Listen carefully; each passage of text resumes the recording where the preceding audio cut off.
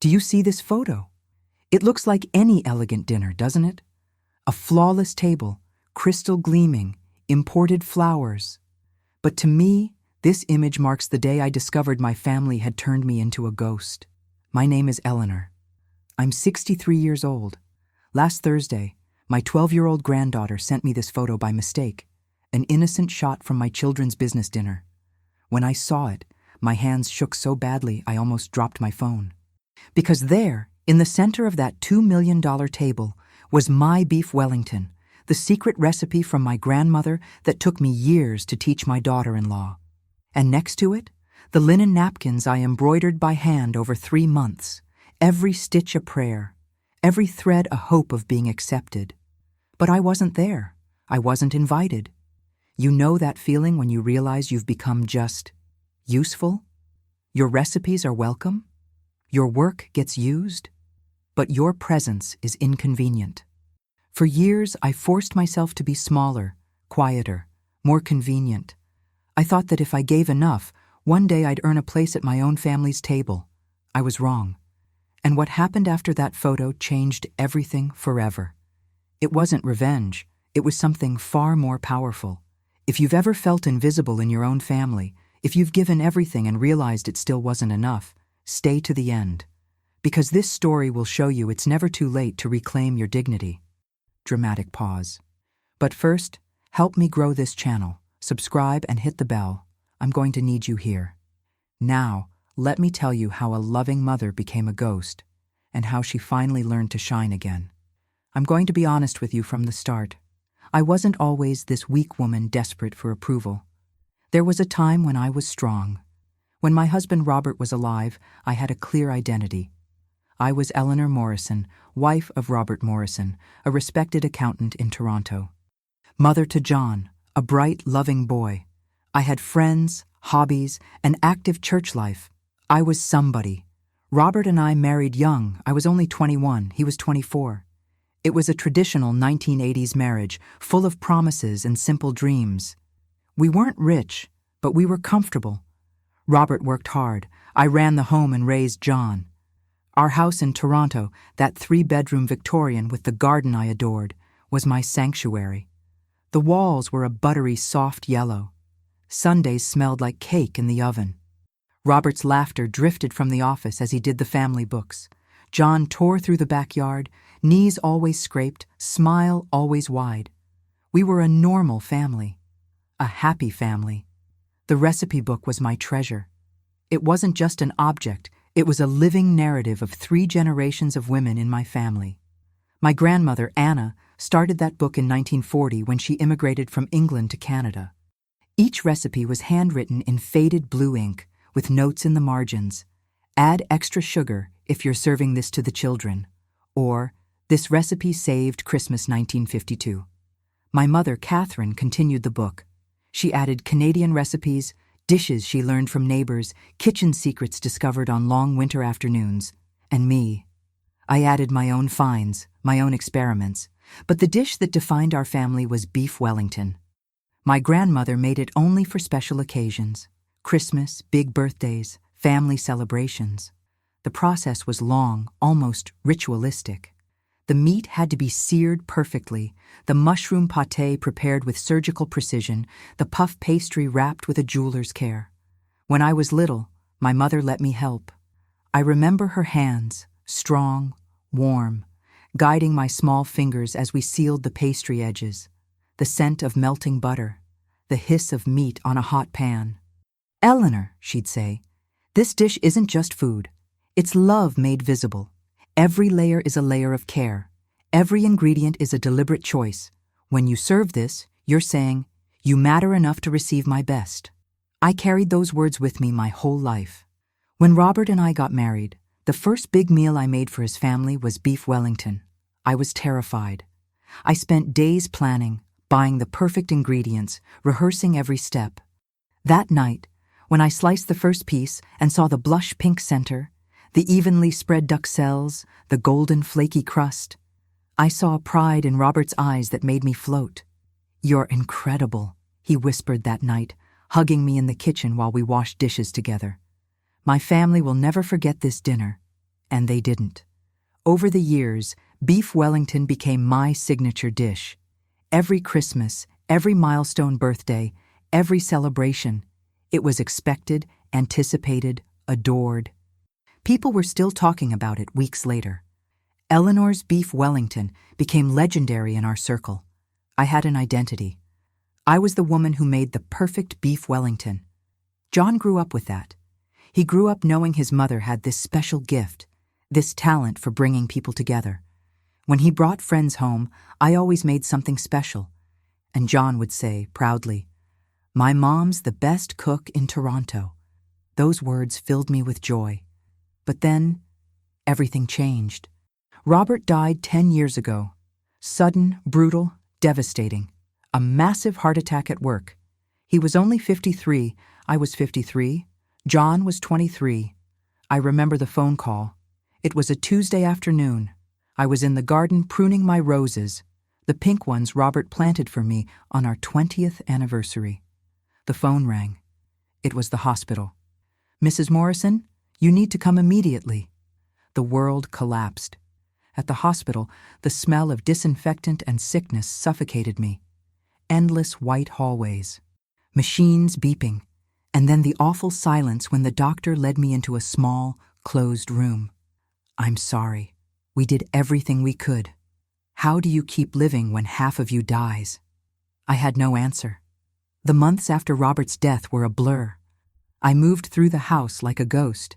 His scent was still on the pillows, his clothes still hung in the closet, his reading glasses still on the nightstand. John tried to help. He moved back home for a few weeks, but he had his own life, his own grief. He had just started a master's in business. His career lay ahead of him. And me, I had the emptiness. Church was my refuge in those dark days. I went to Mass every day, not just Sundays. I sat in the same pew, in the back, where no one bothered me. I prayed, I cried, I asked God for purpose. "Lord, what do I do now? How do I go on without him?" God didn't answer with words. He answered with John. John met Sarah 6 months after his father's death. And I, desperate not to lose my son too, made the first mistake that would lead to my own emotional prison. I decided I would be indispensable to him. Sarah Fletcher. Even now, years later, it's hard to describe Sarah without letting my emotions color the picture. Sarah was and is beautiful.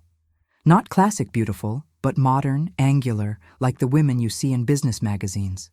Tall, slim, with blonde hair cut in a perfect sleek bob. She always wore expensive, understated clothes, the kind that say, "I have money and don't need to prove it." She was 25 when she met John. He was 24. They met at a business conference. John was finishing his master's. Sarah was already a junior consultant at a prestigious firm in Toronto. I remember the day John called me, his voice buzzing with excitement. "Mom, I met someone special. She's amazing, smart, ambitious, unlike any girl I've ever known." My heart tightened. Not with happiness, as it should have, with fear of losing him too. "That's wonderful, honey," I said, forcing enthusiasm into my voice. "When do I get to meet her?" "How about dinner Friday? I want you to make something special. You know, that dish. Beef Wellington." Of course, I spent the entire week preparing for that dinner. Not just the food, the house. I cleaned every corner, put fresh flowers in every room, used the good china my mother left me. Ironed the linen tablecloth we saved for the most special occasions. I wanted to impress Sarah. I wanted her to see that John came from a good family, a warm, loving family with traditions. When they arrived that Friday, I was as nervous as a teenager on a first date. Sarah walked into my home like she was inspecting a property she might buy. Her eyes took in every detail, the slightly worn furniture, the curtains that needed replacing, the family photos on the walls. "What a cozy house," she said. Cozy, the word rich people use when they mean too modest for my standards. But she smiled, and I clung to that smile like a life raft. "Eleanor," John said, slipping his arm around my waist, "Sarah's excited to try your famous beef Wellington. I told her it's the best in the world. Sarah laughed.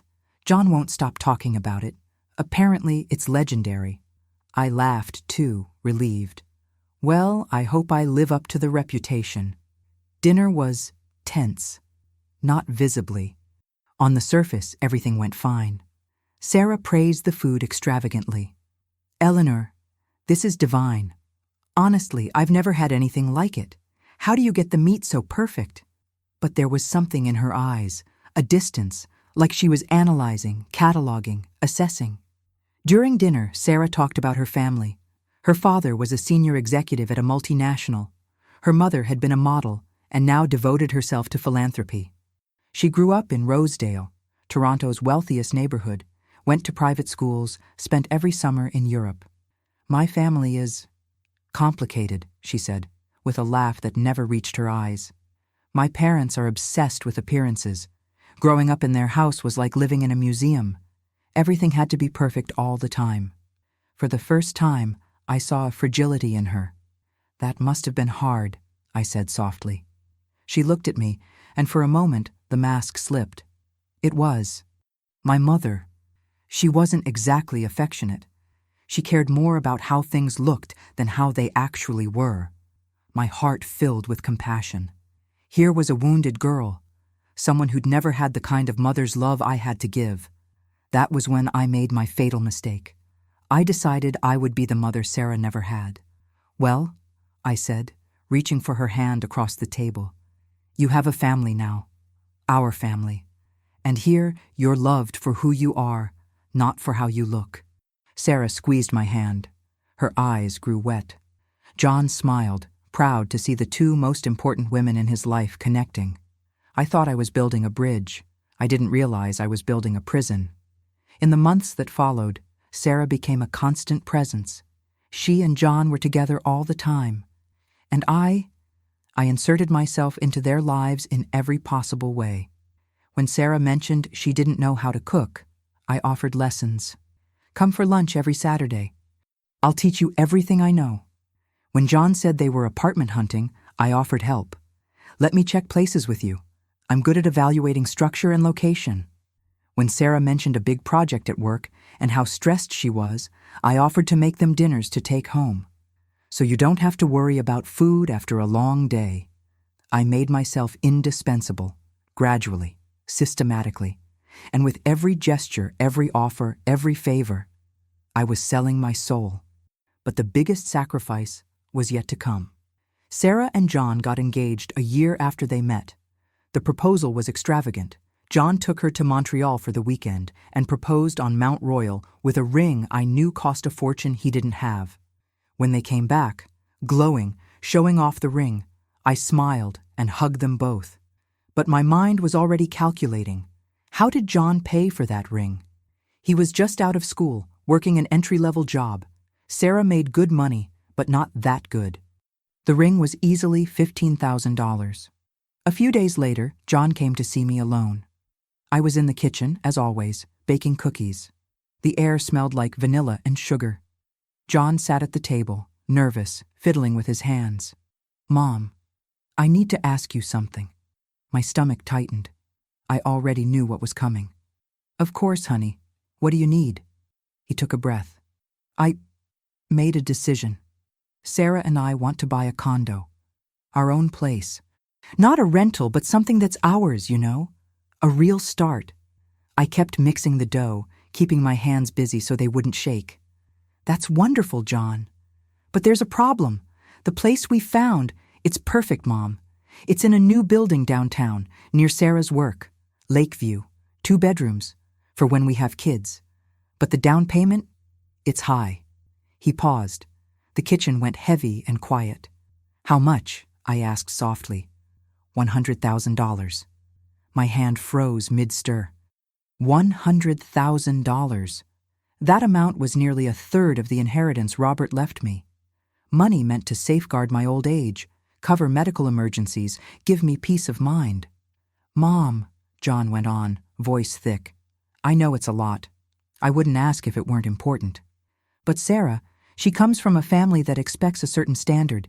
If I can't offer that, I'm afraid I'll lose her. And there it was, the raw truth. John was afraid. Afraid he wasn't good enough. Afraid Sarah, with her affluent, sophisticated background, would realize he was just a middle-class kid trying to be more than he was. And I, the mother who would do anything for her child, desperate not to lose the only family I had left. "Of course, honey, I'll help you." The words were out before I could fully process them. John stood, eyes shining with gratitude and relief. He hugged me tight. "Thank you, Mom. I promise I'll pay you back. As soon as my career takes off, You don't need to pay me back," I cut in, hugging him. "It's a gift. For your future. For your happiness." But it wasn't a gift. It was a payment. I was buying my place in his life. The next 3 years were a string of sacrifices I packaged as motherly love. After the condo down payment came other help. When Sarah decorated the penthouse, I contributed $20,000 for furniture. "To make the place a home," I said. When John hit a snag with a business investment that went wrong, I loaned $30,000 to cover the loss. "So you won't be stressed," I said. When my grandson, Liam, was born, I paid for a night nurse for 6 months. "So Sarah can rest and get back to work," I said. Every check I wrote, every transfer I made, came with a noble justification. But the truth? I was paying to be needed, buying the illusion that I was indispensable. Money wasn't the only price I paid. I paid with my time, too. I became Liam's unofficial nanny. Sarah went back to work when the baby was just 4 months old. Her career was taking off. She was in line for a major promotion. "Eleanor," she told me, with that smile I'd learned to recognize as an order disguised as a request, "you'd be an angel if you could stay with Liam a few afternoons a week, just until John and I settle into the new routine." A few afternoons a week turned into 4 full days. I woke at 6, drove 40 minutes to their penthouse, spent the day with Liam, made dinner, left everything tidy, and drove back to my empty house at 8 at night. Don't get me wrong. I loved being with my grandson. Liam was sweet, curious, affectionate. Every smile lit up my day. But there's a difference between being a grandma who visits and spoils her grandchild and being the unpaid employee propping up the parents' careers. And Sarah started treating me exactly like that, like an employee. "Eleanor, can you make sure Liam naps exactly at 2 p.m.? It's important for his routine. Eleanor, please don't give him sweets. We're following a specific diet. Eleanor, can you do his laundry while you're here? It saves me time on the weekend." Every instruction came with a smile, every order wrapped as a gentle suggestion. But I felt the difference. John was so absorbed in work, so focused on proving himself he didn't notice. Or maybe he noticed and chose not to see. And then there was the recipe book.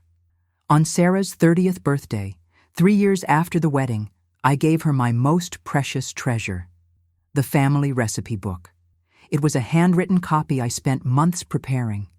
I copied each recipe in my neatest hand, added notes in the margins, tucked in old photos of the women in our family cooking.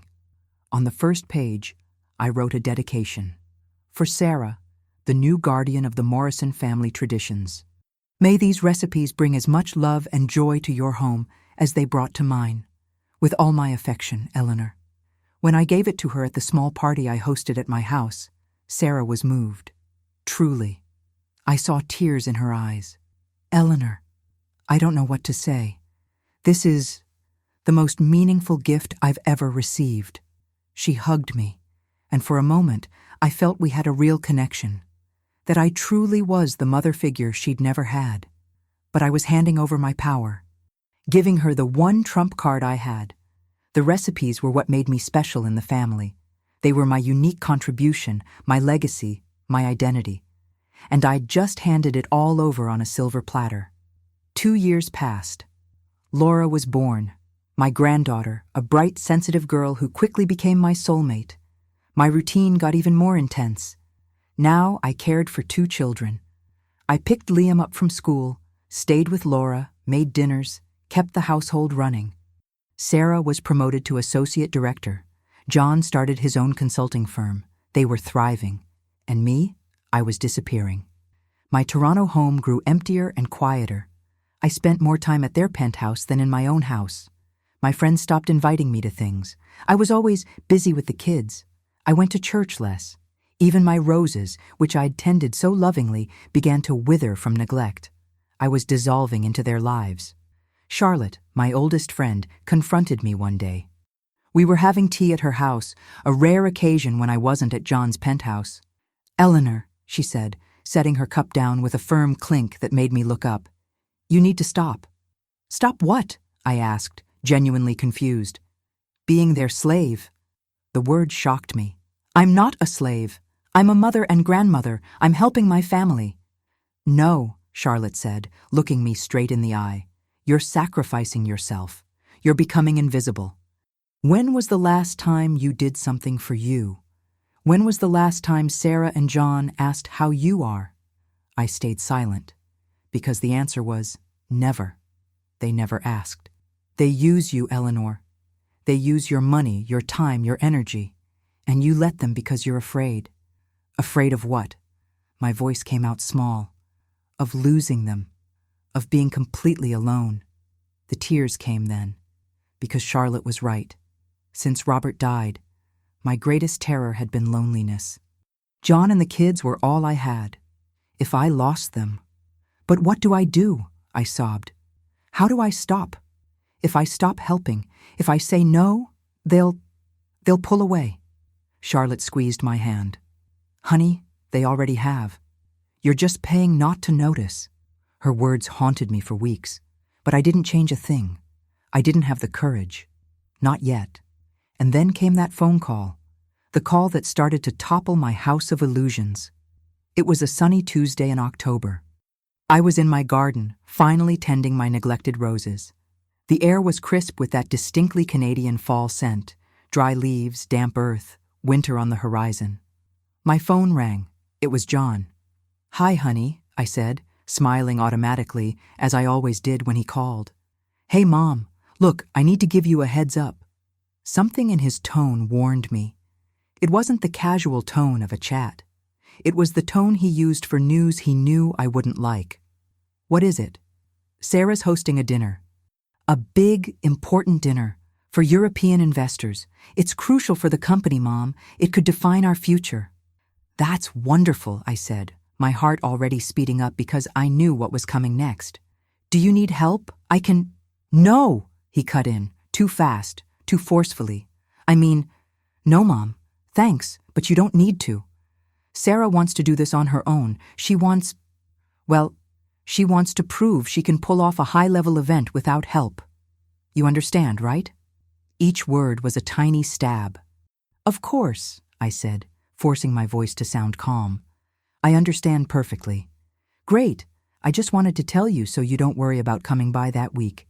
It's going to be hectic here." So I shouldn't worry about coming by? As if I were an occasional visitor, not the person who'd spent the last 5 years propping up their lives. "When is it?" I asked. "Next Thursday." "I see. Well, good luck then." "Thanks, Mom. You're the best.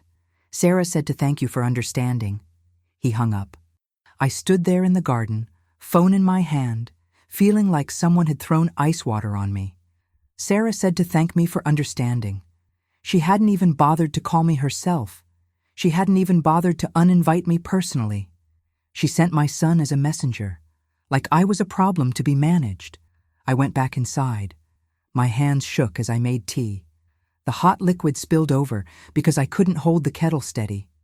I sat at the kitchen table, the same table where I'd taught Sarah so many recipes, where I'd fed my grandkids, where I'd poured out so much love, and I cried.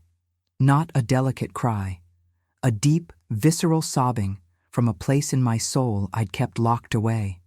But I didn't know the worst was yet to come. 2 days later, Thursday night, I was at home trying to distract myself. I put on an old movie, made a simple soup, pretended everything was fine. My phone pinged. A message from Laura. It was a photo. Blurry, hurried, taken at the odd angle kids use when they're excited and don't care about composition. But the image was clear enough. The dining table at the penthouse. Impeccable. elegant, worthy of a luxury magazine. In the center, my beef Wellington, the crust golden and perfect, the exact shape I'd taught. I would recognize that dish anywhere. Beside it, my linen napkin, the one that took 3 months of meticulous work, the embroidered initials visible even in the grainy picture. My heart stopped. I zoomed in with trembling fingers, studied every detail. There was more. Crystal stemware, the set I'd given them as a wedding gift. Fine china, my mother's heirloom that I'd loaned them permanently. Roses in the centerpiece, the same soft pink I always used. All mine, my recipe, my things, my tradition, my identity, but I wasn't there. Laura's caption read, "Grandma, look how beautiful it turned out. Mom's super nervous, but everything's perfect." My granddaughter, innocent, had no idea what that photo meant. I stared at the image for hours, until my phone screen went dark. Then I woke it and kept staring. The wall clock marked every second of my humiliation. Tick-tock, tick-tock. With every second, I faded a little more. The next morning, Charlotte called. "Eleanor, did you see it?" My voice came out hoarse. "See what?" "Sarah's Instagram post. Oh, honey, you need to look." Heart racing, I opened Instagram. I found Sarah's profile, that perfectly curated feed full of successful professional life shots. The latest post had over 300 likes. It was a professional photo of the dinner table, well lit, perfectly composed, beef Wellington front and center.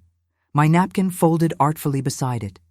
The caption read, "When you need to impress European investors and decide to go all in with a classic beef Wellington. 3 days of prep, but worth every second. Thank you to my amazing husband John for believing in me." Entrepreneur life. Dinner party. Beef Wellington. Couple goals. 3 days of prep. She said it took 3 days of prep. The recipe that went from my grandmother to my mother to me. The technique I'd personally taught Sarah. The secrets I'd shared. And now Sarah was presenting it as if it were her creation. I read the comments, dozens of people praising her. "You're amazing. A pro chef. Power couple." Not one mention of me. Not even a "thanks to my mother-in-law for the recipe." Not the tiniest acknowledgement. I'd been erased. "Eleanor?" Charlotte's voice pulled me back. "Are you still there?" "I am," I whispered. "What are you going to do?" For the first time, I felt something besides sadness and hurt. I felt anger. A cool, clear, liberating anger. "I don't know yet," I said, "but I won't pretend it's okay." On Saturday, 2 days after the dinner, Sarah called me. Her tone was different, not the usual professional chill. There was urgency, almost panic. "Eleanor, can you come over? Now?" My first instinct, after years of conditioning, was to say yes immediately. But something stopped me. "Why?" I asked, keeping my voice neutral. "It's complicated. I need to talk to you in person." "Sarah, if this is about the dinner—" "It's not just about the dinner," she cut in. Then softer. "Please, it's important." Against my better judgment, I went. I drove to the penthouse in silence, my mind spinning. What could she want? An apology? A belated thank you? I was so wrong.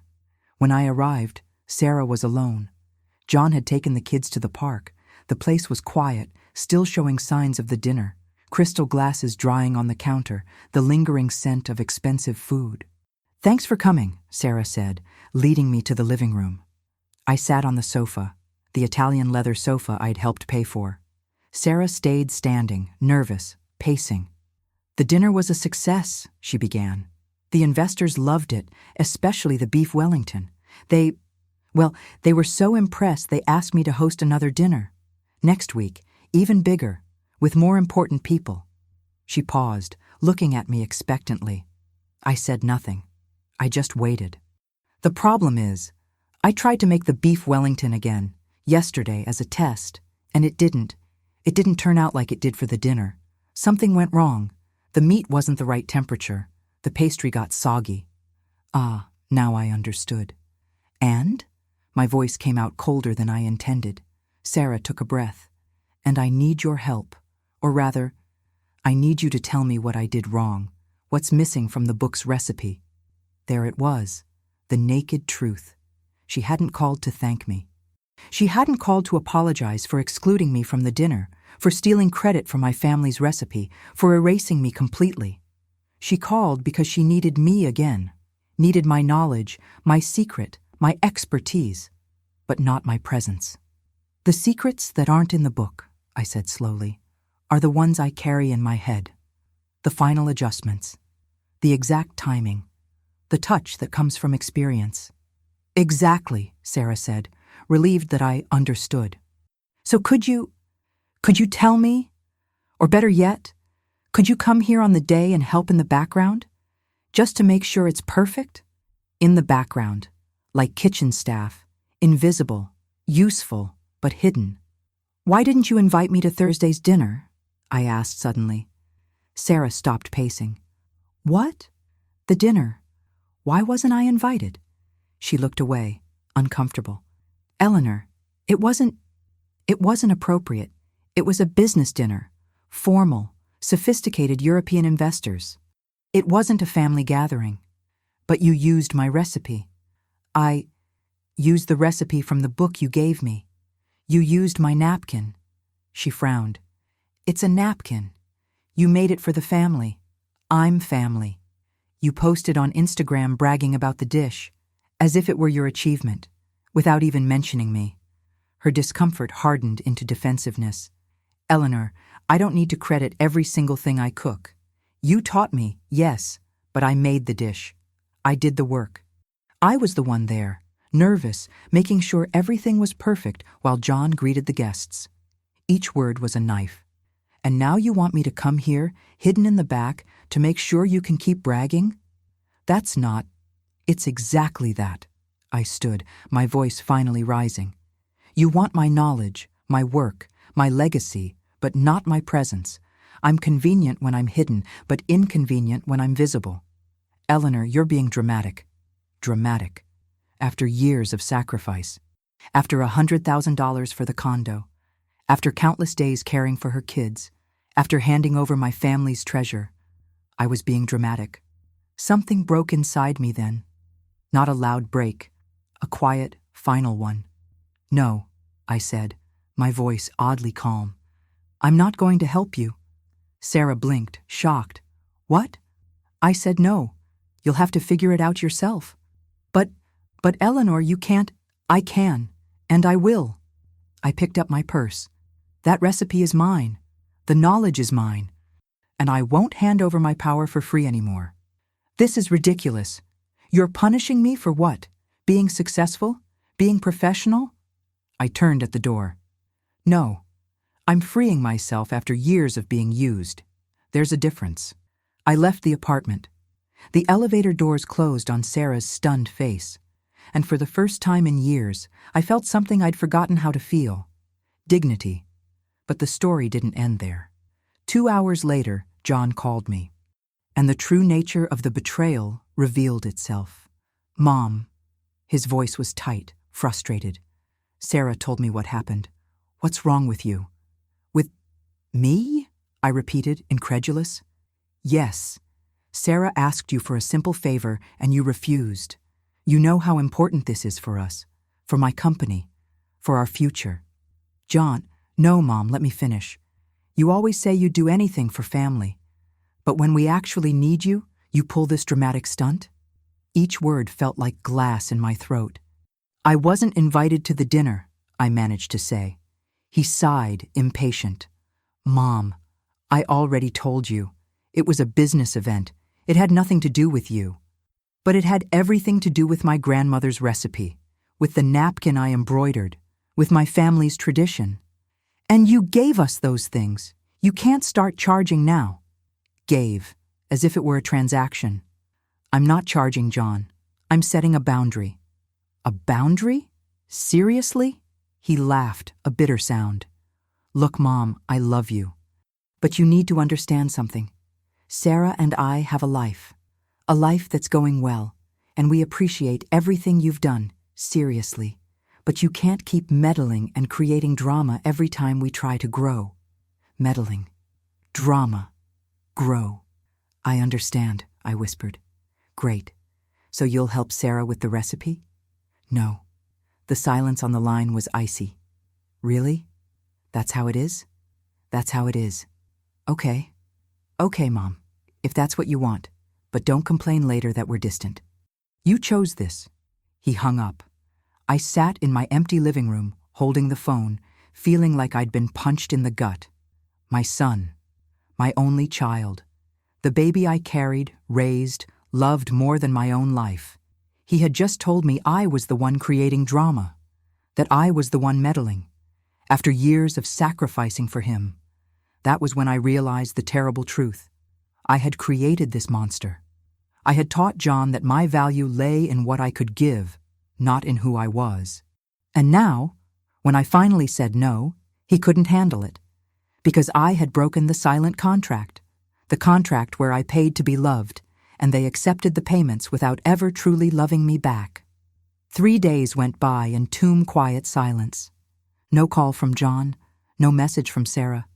It was as if I'd ceased to exist. But on the 4th day, I got an unexpected call. It was Laura. Grandma, can you pick me up from school? My heart clenched. Sweetheart, does your mom know you're calling me? Mom's in an important meeting. She forgot I get out early today for a teacher work day. Please, Grandma. I don't want to wait alone. I should have said no. I should have held my boundary, called Sarah, forced her to handle her own responsibilities. But she's my granddaughter, a 12-year-old child. Of course, honey. I'm on my way. I picked up Laura and took her to my house. She was chatty, bubbling about school and friends, delighted by the unexpected free afternoon. I made hot chocolate, something Sarah never allowed, always worried about sugar and calories. Laura smiled from ear to ear, hands wrapped around the warm mug. Grandma, she said after a while, why don't you come visit anymore? My throat tightened. I've been busy, sweetheart. Is it because of the fight? So she knew. It wasn't exactly a fight, I tried to explain. It's complicated. Laura looked at me with those smart eyes, too old for her age. Mom is stressed. She keeps saying you're being difficult. But I know that's not true. Laura? I saw it, Grandma. I saw her Instagram post. I saw her brag about the beef Wellington like it was her idea. But I know you taught her. I was there when you showed her, remember? I was little, but I remember. Tears burned my eyes. And I know, Laura went on, voice dropping, that you weren't invited to the dinner. Because I asked Dad when you were coming, and he said you weren't. When I asked why, he said it was adults only. But there were other adults there, so I knew it was a lie. I hugged my granddaughter, this child who saw everything, who understood more than any adult in that house. It's not your fault, Grandma, Laura whispered. Mom she's complicated. After the hot chocolate, Laura asked to see old photos. She loved family stories, unlike her mother, who seemed to want to erase any past that wasn't perfect. We went to my bedroom. I started pulling albums from the high shelf in the closet. That's when Laura spotted a box in the back, a box I hadn't put there. Grandma, what's this? I pulled it out. Dusty, clearly forgotten. Labeled, Sarah, store in storage. I remembered. Years earlier, when Sarah and John moved to the penthouse, they asked me to keep some boxes temporarily because the new place didn't have much storage. Temporary became permanent. I'd forgotten the boxes existed. Can we open it? Laura asked, curious. I should have said no. I should have respected their privacy. But after years of being treated like the help, used and discarded, I no longer cared about their rules. Go ahead, I said. Inside was a photo album, old, with a worn leather cover. Laura opened it carefully. The first pages showed Sarah as a child. It was like looking at a miniature version of adult Sarah, the same perfect posture, the same impeccable clothes, the same smile that didn't reach her eyes. But there was something unsettling about the photos. In each one, Sarah was alone, or rather surrounded by elegant adults, but without warmth, no hugs, none of the joyful mess you see in normal family pictures. One picture caught my eye. Sarah, around 8 years old, in a pristine white dress, holding a trophy. Behind her, a stunningly beautiful woman with a cool expression. Her eyes weren't on Sarah, but on the camera. Her smile was perfect, but empty. "Is that Grandma Catherine?" Laura asked. "Catherine?" Sarah's mother.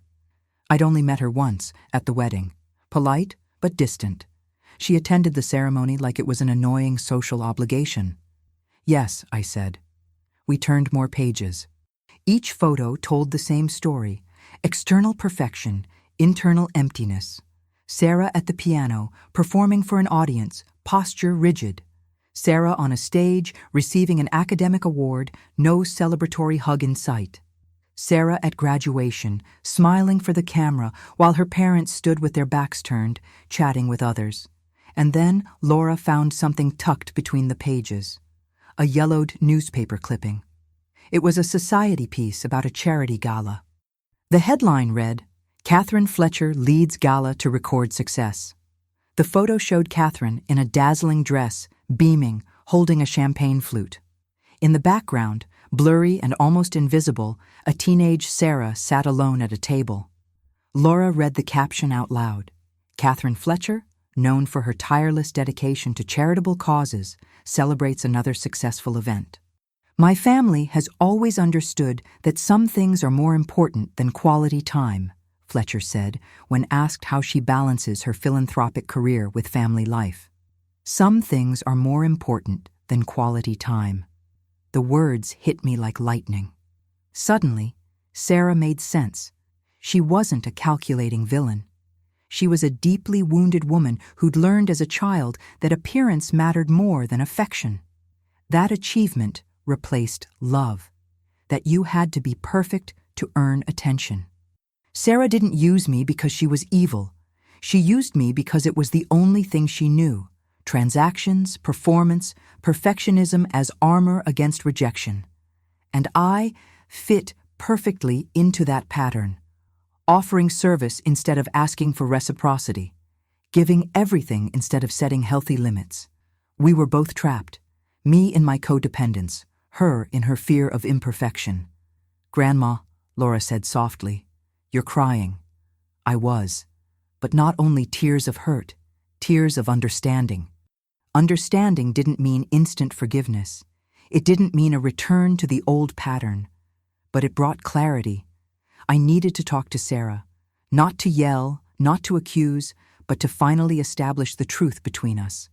I was planning how to do that when John called. It was Monday, 3:30 in the afternoon. "Mom." His voice was tight, near breaking. "I need you, now, at the hospital." My blood ran cold. "What? Who?" "It's Laura. She fell at school, broke her arm. I'm here with her, but Sarah's across town in a meeting she can't leave, and I have a video call with the investors in 20 minutes that I can't miss, and—" He was hyperventilating, panicking.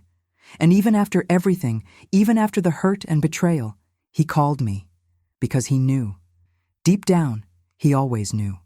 That I would always show up. "I'm on my way," I said. I drove to the hospital, heart racing.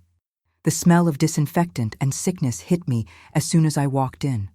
The same smell as when they brought Robert. The same smell as when they brought my father years earlier. Hospitals are where pretense dies. Where we're all stripped down to our most vulnerable selves. I found John in the hallway. He was on the phone, toggling between business speak and worried glances toward the room where Laura was. When he saw me, relief washed over his face. "Mom," he said, ending the call quickly. "Thank you for coming. I didn't know who else to call." He didn't know who else to call. After everything, I was still the safe harbor. But only in emergencies. Only when convenient. "Where is she?" "Right there. The doctor's putting the cast on now. She's okay, but scared and—" His phone rang again. He checked the screen, torn.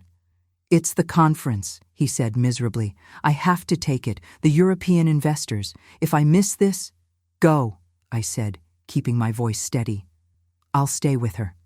He gave me a grateful look before rushing off, already speaking polished English into the phone. I went in. Laura lay on a gurney, arm outstretched as a nurse finished the cast. Her face was blotchy from crying, eyes red. When she saw me, she sobbed. "Grandma!" I rushed to her, took her good hand, kissed her forehead. "I'm here, sweetheart. I'm here." "It hurts so much," she cried. "And I was so scared, and Dad was so nervous, and—" "Shh, love. It's okay now. You're going to be fine." She nestled into me, and I held her, stroking her hair, whispering comfort. This was my role. Not hired help, not a provider of recipes or money, but grandmother, a source of unconditional love. 20 minutes later, Sarah arrived. She rushed into the room, perfect hair undone, makeup smudged, work clothes rumpled. She looked human, for the first time in years. "Laura, oh my God, Laura, are you okay?" Laura nodded, still tucked against me. Sarah stopped, staring at the two of us. For a moment, something flickered in her eyes, not anger or resentment, envy and vulnerability. She wanted to be the source of comfort, but she didn't know how. She'd never learned. And now, in a crisis, her daughter had turned to her grandmother. "The doctor said it's a simple fracture," the nurse explained, professional. "6 weeks in a cast, and she'll be good as new. You can take her home whenever you're ready." Sarah nodded, clearly shaken. She moved closer, tried to touch Laura, but my granddaughter recoiled. "Mom, your perfume's too strong. I feel nauseous." Perfume, that expensive perfume Sarah always wore, her shield of perfection. Sarah pulled back, hurt. The doctor came in, explained after care, handed over prescriptions for mild painkillers. When he left, the three of us sat in tense silence. Laura broke it. "Grandma, can you stay with me today?" I looked at Sarah, expecting her to protest, to say it wasn't necessary. But Sarah, eyes shining with unshed tears, only nodded. "Of course," she said weakly, "if your grandmother can." If your grandmother can. As if I had a choice, as if my love were conditional like hers. But then I really looked at Sarah, and I didn't see the villain from my narrative. I saw a broken woman, a woman who'd tried to build a perfect life because she'd never had a loving one. And in that moment, I made a decision. I wouldn't be the silent savior anymore. But I wouldn't be the vengeful antagonist either.